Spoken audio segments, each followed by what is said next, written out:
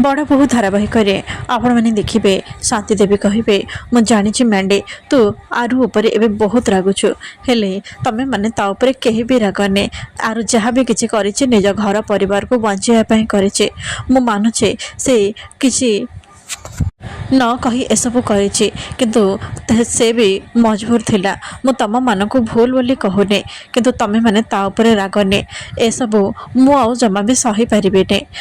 मैंडी कहे जेजेमा एत सब है पर भी तुम्हें आरु को सपोर्ट करुच अरे से जहाँ सब करिछि ना से सब पूरा भूल आउ से मुझे केबे भी क्षमा करें आज ठारू मोर केही भी भौणी नहांती आज ठारू आरु मो पई मरीगला एपटे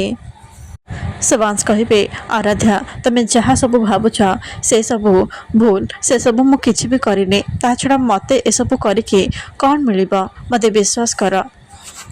मु जदि ए सब प्लान करिथांते ताले मु निजे निजर किडनैपिंग काहेकि करिथांते काहेकि गुंडा मानक हाथरू निजे माड़ खाइथांते काहेकि निजर लाइफ को मु रिस्क रे पकैथांते थरे ठंडा मुंडरे चिंता कर आराध्या मु सेमिति किछि भी करिने आराध्या कहिबे बात शिवांश मु किछि भी सुनिबा को चाहने तम मुहरु मु गोटे आ पद भी सुनिबा को चाहने तमे कोन सेटा मु बेस भलो भाबरे जानि सारिछि तमें मैंने केवल धोखा देवा जानिछ जेतेबेले तमें मते धोखा दे बाहा हे पारुछ ताले ए मिछ किडनैपिंग रो ड्रामा करिया पई तम पई को बड़ कथा तमें ए सब जानि सुनी करिछ जेमिति मो सिंपैथी गेन करि परिबो आउ जानि सुनी मते फसै परिबो हेले गोटे कथा मने रख शिवांश एथर मु तम धोखारे जमा भी फसिबिने कि मु तम कथा जमा भी सुनिबिने एपटे साइली कहे भाउज तम सहित मोर किसी कथा हबार अच्छे मो सहित टिके साइड को आस रोहिणी कहे कौन है साइली तमे कौन कहबा चाहूच साइली कहे भाउज मते लगुचे एबे आम घरे गोटे बहुत बड़ झड़ आसबार अच्छे आउ एबे आराध्या और शिवांश मध्य एपर्यंत फेरी नहांते रोहिणी कहे तमें एमती कहीं कहूच साइली कहे ए टिके समय पूर्व मो मैंडी को कॉल करथिले आउ सेपटे बहुत जोरे पार्टी सुना जाउथिला मते लगुचे सेठी आराध्या भी थिले आउ मैंडी कहा उपरे बहुत जोरे चिल्लाउथिले से बहुत रागी थिबार मते लगुचे एमिति आउ हेनी तो से माने आराध्या को भूल बुझी यही समय आरोही को बापा आसे घरे पहुँचे आरोही कहे बाबा तमें आसीगल जानिच मु तुमको केते वेट करी ऋषभ कहे अंकल आम आपण को ही वेट करूँ आसतु बसंतु आम समस्ते एकाठी मिसिकी डिनर करवा मालती कहे समुदी आपण को आम केते समय धरी अपेक्षा करूँ एवं समय हो गला चलतु आगे खाईदबा तापर जाई कथबार्ता हवा यापर से मैंने डिनर करेंगे एपटे